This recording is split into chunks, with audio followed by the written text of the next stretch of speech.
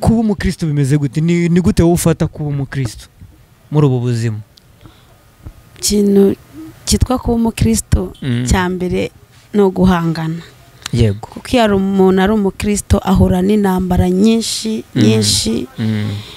nyine no kurwana ari kugerageza gukora ibyiza kandi ubana n'abantu bose amahoro yego nanjye ndi mubo yanyuzeho bawaye angirira ibambe n'urukundo aranyobora arangiza yisura imyenda yanjye yose nanjye ndi mubo wanyuzeho bawaye ungirira ibambe n'urukundo waranyomoye urangiza wisuye imyenda yanjye yose wisuye imyenda yanjye yose ndashaka kugira umuhanzi ngira ko nkunda niba azabona iki kiganiro azabibona yego mubwire rwose ibyo ari byose azabibona nkunda Vestine ndamukunda cyane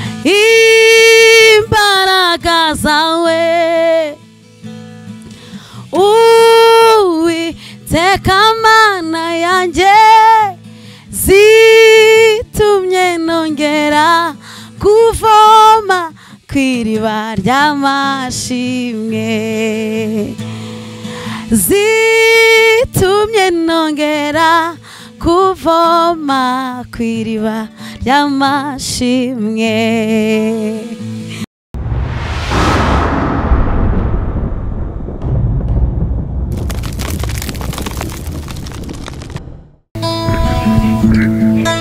Salut my people, bantu banjye nizere ko mumeze neza, nizere ko mumeze fresh cyane. Abantu bari mu majyepfo, amajyaruguru y'igihugu, iburasirazuba, iburengerazuba, abari mu mujyi wa Kigali ndetse n'abadiaspora badukurikira umunsi ku munsi, nizere ko mumeze neza. Ewana kuba Kristo, mahoro y'Imana bane namwe, kuba Islamu namwe muri mu gisibo. Assalamu alaikum kabisa, nizere ko mwese mumeze fresh aho mugiye muherereye. Uyu munsi rero ni special, uyu munsi murabona ko turi mu minsi aho abasilamu bari mu gisibo, abakatolike nabo bari mu gisibo, aho ari igihe cyo kwiyeza nk'abakristo. Rero niyo mpamvu uyu munsi wabaye special, ndi kumwe n'abakozi b'Imana hano babiri, ndi kumwe n'umukozi w'Imana w'umukobwa muramubona, ndetse na Christian we guitariste Christian musanzwe mumenyereye hano mu rugo. Umeze gute? Meze neza cyane. Karibu cyane hano kuri Road TV. Murakoze. Witwa nde? Nitwa Mugwaneza Honorine. Honorine wambaye neza cyane. Murakoze cyane. Yego bimeze bite muri iyi minsi Honorine? Biracamo?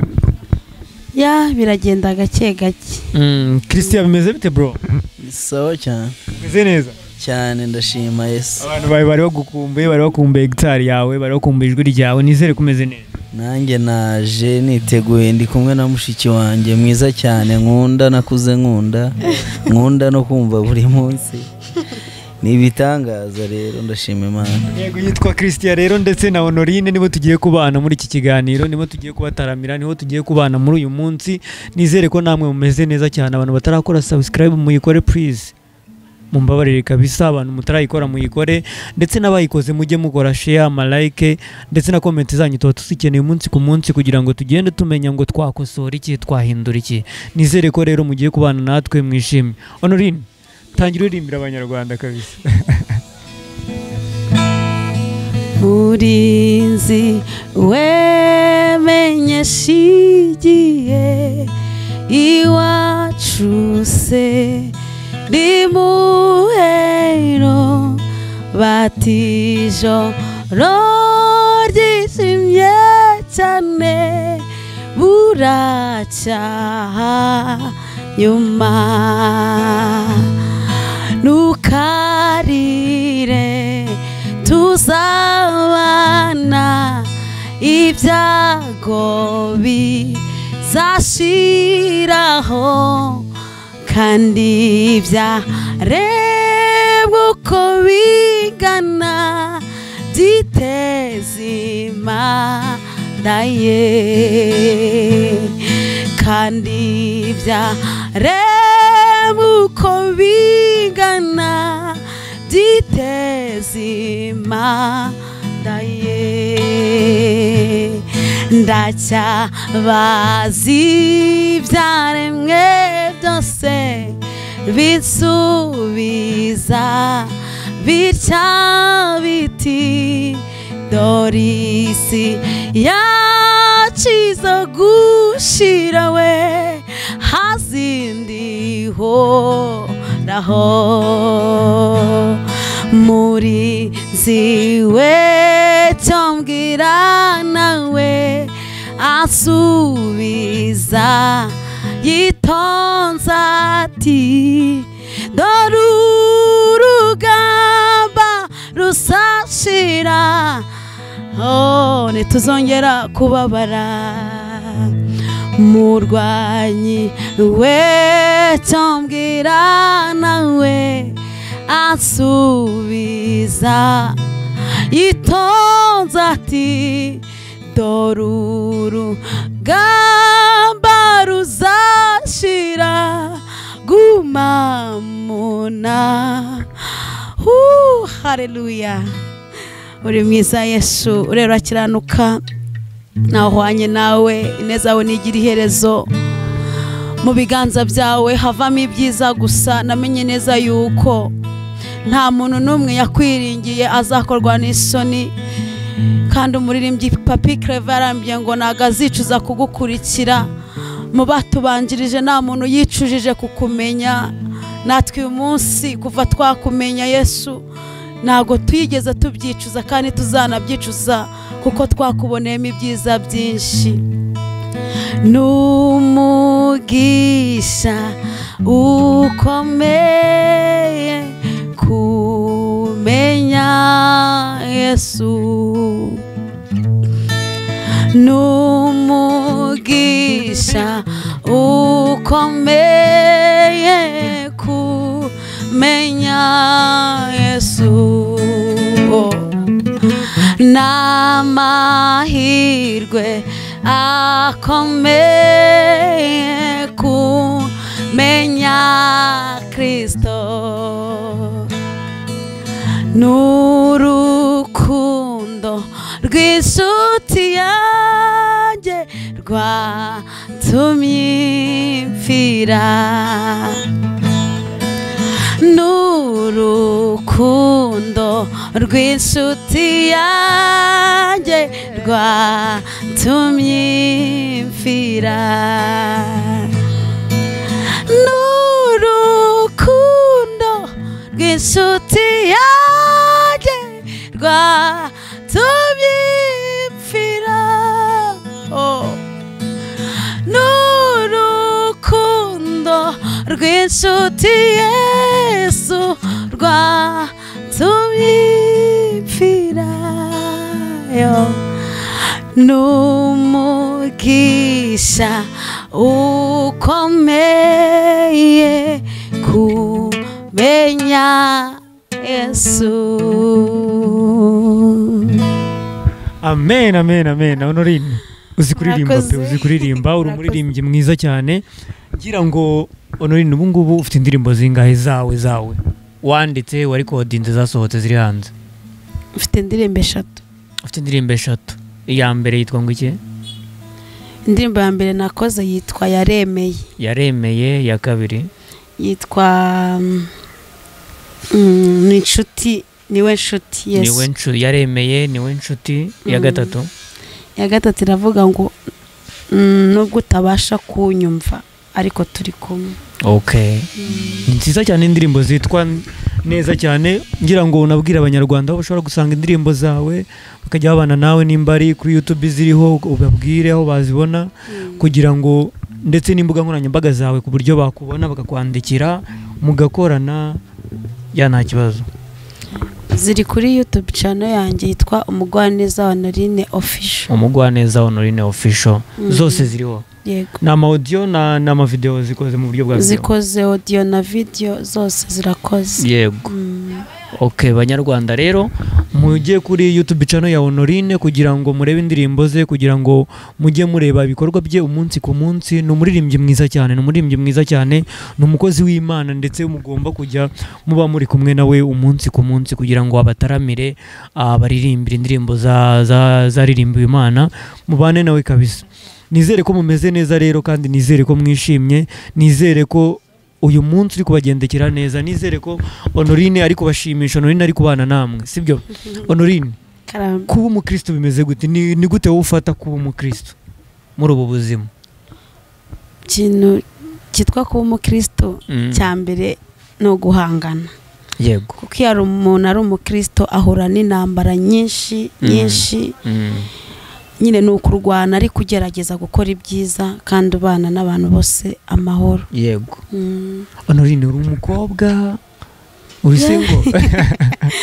Ndi umukobwa Yego. utari muto, utari na mukuru cyane, ariko ndakuzeho. Okay, biragaragara, ariko nagukuzeho cyane. Ikintu nshaka kugira ngo bamenye ni by'agaciro kubona umukobwa mwiza nkawe, umukobwa ukiri mutoya, ukiri n'umukobwa ndetse anakijijwe, ni gakeya cyane bigaragara. Rero urumva hari abasore benshi rwose bashaka abakobwa bakijijwe. Urumva rero Honorine mwajya mubana nawe mukamwandikira, mukabana nawe ndetse mugashyigikira n'ibikorwa bye umunsi ku munsi. Honorine, urateganya gushyira indi ndirimbo hanze ryari? Nari maze igihe kinini nk'imyaka 2 nakora kubera impamvu nyine z'ubushobozi. Yego. Ariko nko mu kwa 5 neganya gukora indirimbo nshyashya.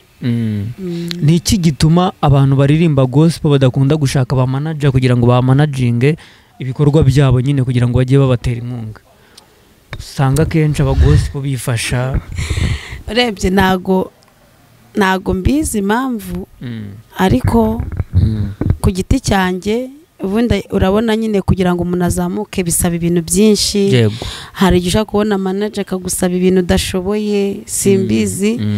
Niko njya numva babivuga abantu bamwe nyine bazaba bakeneye kuzamuka. Ariko ngiye ku giti cyanjye nizera yuko iyi Imana yaguhamagaye ibifite n'inzira nyinshi yanyuramo kugira ngo ikuzamure. Yego. Rero nk'umuntu w'umukristo ukeneye kuzamuka gashyira hanze iby'Imana yamushyizemo, cyambere abasabwa gusenga, gutuza, ubundi akarindira icyo Imana yavuze kuri we. Ese Honori, hagize umuntu kwandikira akakubwira ati Honorine, ngewe mfite amafaranga, ndashaka ko tuzajya dukorana, nka kwishyura ibintu bimwe na bimwe kugira ngo impano yawe, umuziki wawe tuwubyaze umusaruro, wabyemera? Ako approachinze? Nabyemera cyane pe. Yego, abantu bafite amafaranga rero murabyumva, mugomba kwa approachinga Honorine, nabikeneye rwose, mugakorana. Honori uzamubona mu izina rya Yesu, nizera Imana yuko ishobora byose, buri uzamubona byanga bikunda. Kandi abanyarwanda bakubona nabo barabona yuko ufite impano nziza yo gushyigikirwa, sibyo?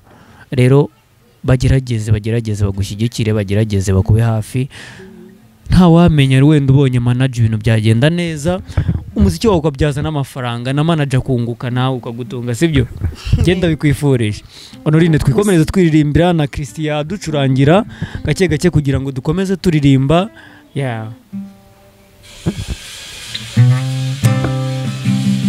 Wahinduye ibihe, wahinduye ibihe, wahinduye ibihe, waranyibutse, wahinduye ibihe, wahinduye ibihe, wahinduye ibihe, waranyibutse, wahinduye ibihe, wampinduriye ibihe, wahinduye ibihe, waranyibutse.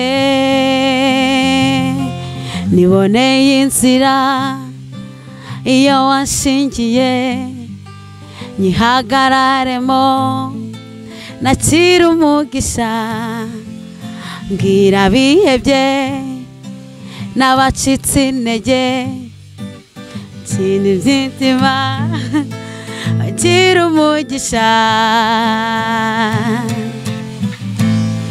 Ibidashobokera abana b'abantu ku Mana birashoboka, wampinduriye identite. ibidashobokera abana b'abantu ku Mana birashoboka wampinduriye identite wahinduye ibihe wahinduye ibihe wahinduye ibihe waratwibutse wahinduye ibihe wamojeje amarira wamoye ibikomere Mana we waranyibutse wampinduriye ibihe wahinduye ibihe wahinduye ibihe waranyibutse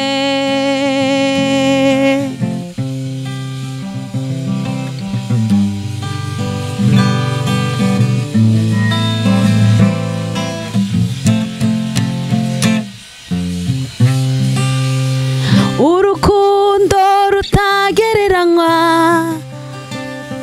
n'imbabazi zidashira nibyo umwami wanjye yanyeretse nawe arunyitayeho abanditsi n'abatambyi bose bacagaho bakigendera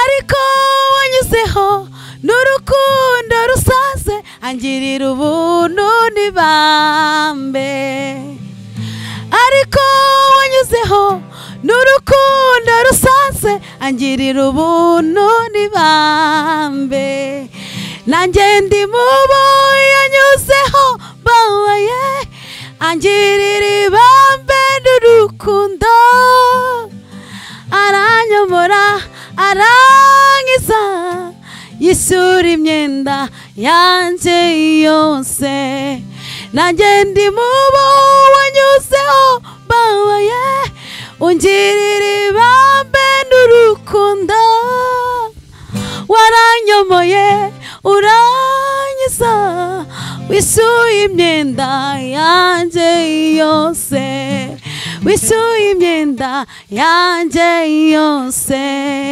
wisuye imyenda yanjye yose nanjye ndi mubo wanyuzeho dusendemerewe ungirira ibambe n'urukundo waranyomoye uranyiza Mana wisuye imyenda yanjye yose wisuye imyenda yanjye yose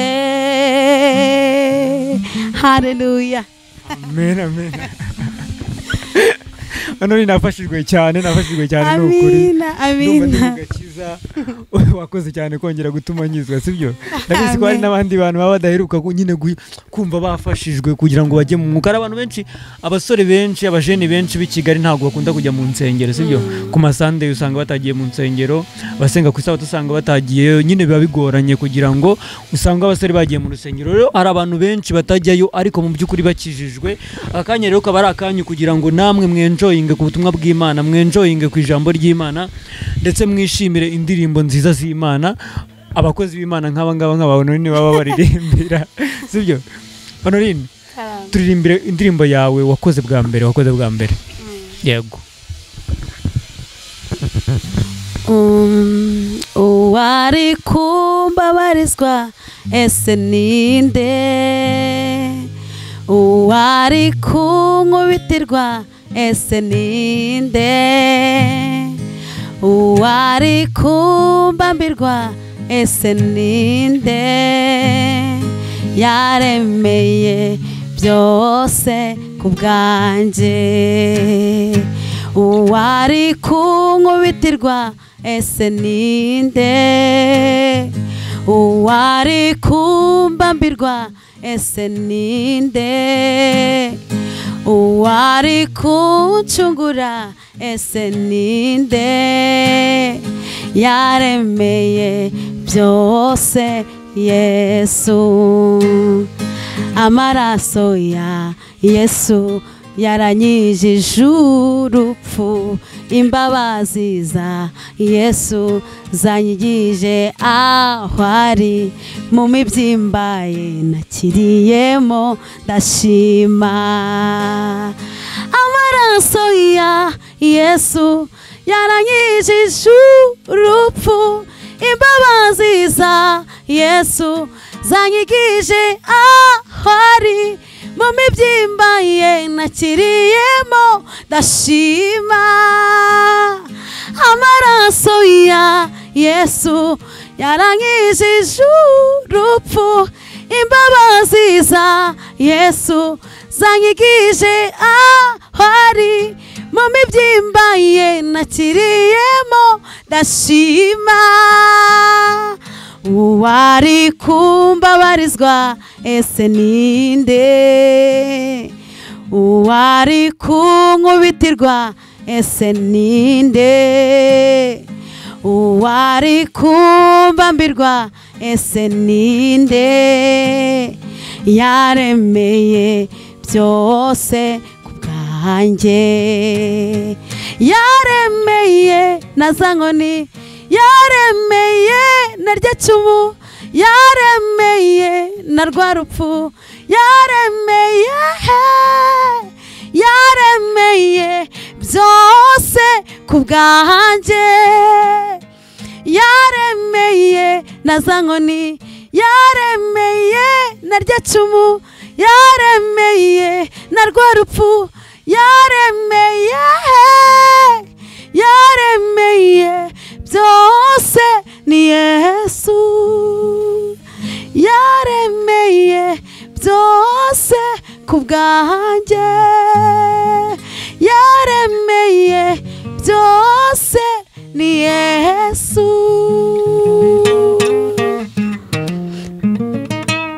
Amen. Imana ishimwe yo yemeye byose ku bwacu.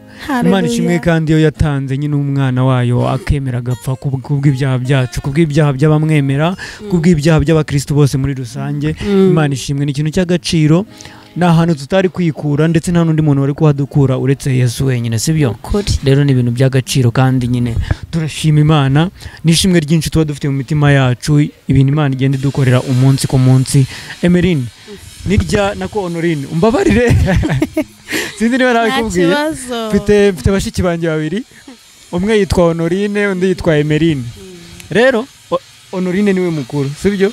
Ariko usa na Emeline cyane, umutoye, niyo mpamvu ndi kuguhamagara Emeline. Urumva rero n'ubundi ni bashiki banjye bose, nawe ni mushiki wanjye. Yego, muri Yesu uri mushiki wanjye Honorine. Niryari wamenye kuzi kuririmba? Wavumbuye kuzi kuririmba ukavuga ngo njyewe Honorine ndabyumva mugonzi kuririmba? Barumva ntazi kuririmba pe. Nukuri urabizi pe, urabizi 100% rwose. Nago ndicara ngo numve nzi kuririmba, gusa abantu bakunda kubimbwira, haba kuri church, aho ndirimba hari kuri Bethesda, kuri church. Kuva ndi umwana nyine nagize imyaka 5 mba muri korali muri ADPR, nuko naje kuvamo. Ariko nyine abantu bambwira ko nzi kuririmba, noneho nkagira n'impano yo kwandika, nkajya nandika. Maze gukuraho rero nibwo nafashe umwanzuro, ndavuga ati wakora mu bushobozi buke bwanjye nkagira indirimbo nkora. Yego, nibwo rero naje gukora yaremeye. Yego, kuva watangira ariko kuririmba byo rwose nago mbizi, nimba nzi kuririmba, gusa urabizi umuhamagaro wo kuririmba. Urabishoboye rwose. Nyine ni ikintu cy'agaciro kuba ufite uwo muhamagaro wo kuririmba ukabona bishoboye. Hari abantu benshi bahamagarwa batanabishoboye, uretse ko Imana nyine ishobora byose, burirana bashoboza.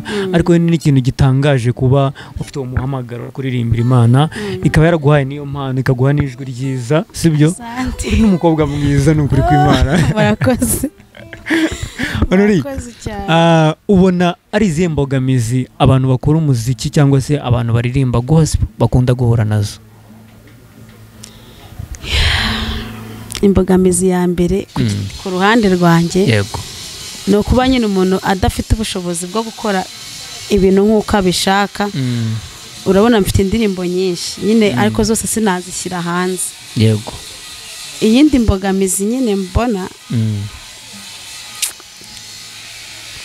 abantu ntago bakunda nyine ibintu by'Imana cyane, nyine ubona nayo ari imbogamizi. Urabona nshobora gushyira hanze nk'akantu karimo ubupagani bwinshi, yego, kagata kumvikana cyane, cyangwa se ku bakristo nk'ubu n'urugero ubushize mu minsi ishize, yego sorry kuba mbivuze, nabyo ni ubuhamya kuko kanagiye hanze wabugenewe yego. Ku iseta nkoreraho nigeze mu minsi ishize gushwana n'umuntu, nawe n'umurokore mushuti wanjye, turashwana cyane, bijya umuntu afata akavideo kumwe abantu batambukanye nagashyira hanze, ariko kubera ko twese twari abarokore, kahise kihuta karamenyekana, abantu baraduhamagara, nyine ibintu bivugwa cyane, yego. Ariko nayo ni imbogamizi, ariko hari undi muntu ugakoze, abantu bashaka no kugataga kavugaho cyane, bakabona ni ibisanzwe, nyine biba nayo ni imbogamizi, guhora wifashe gutya, umuntu akaba yakubangamira, n'uvuge umuntu akaba nayo ni imbogamizi. Ariko imbogamizi nyamukuru kuruta ibindi ni ukutabona ubushobozi bwo gushyira ibintu nyine dufite muri twebwe hanze kubera impamvu zo kutagira ubushobozi. Yego. Okay, Honorine, reka turirimbe indirimbo imwe ariyo ya nyuma kugira ngo tunasoze, hanyuma uraza gusoza ugira icyo ubwira abakunzi bawe, ugira icyo ubwira abakunzi ba gospel muri rusange. Yego, twagiye Christian.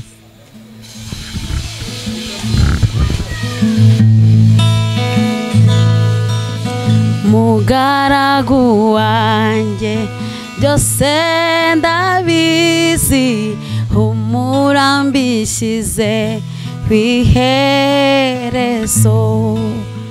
Mugaragu wanjye byose ndabizi, humura mbishyize kw'iherezo. Mugaragu wanjye ibikugoye ndabizi, humura bishyize kw'iherezo. Mugaragu wanjye byose ndabizi, humura bishyize kw'iherezo. Yewe nshuti yanjye byose ndabizi mbishyize kw'iherezo. Mugaragu wanjye utuze byose ndabizi, kandi mbishyize kw'iherezo. Mugaragu w'Imana humurira bizi, byose igiye kubishyira kw'iherezo. Mugaragu wanjye byose ndabizi, humura bishyize kw'iherezo.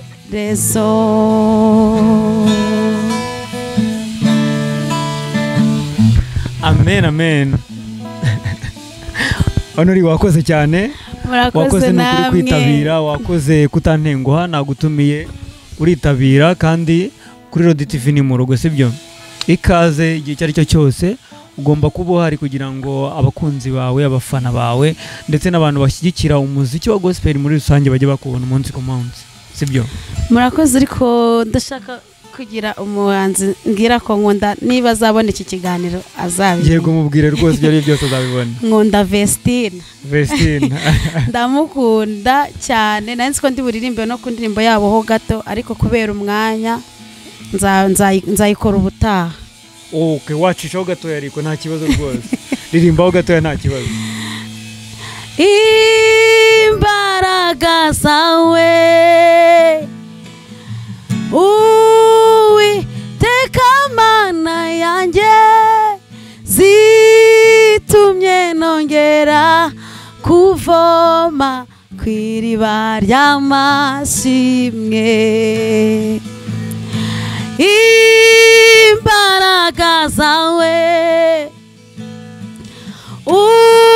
Uwiteka Mana yanjye zitumye nongera kuvoma kw'iriba ry'amashimwe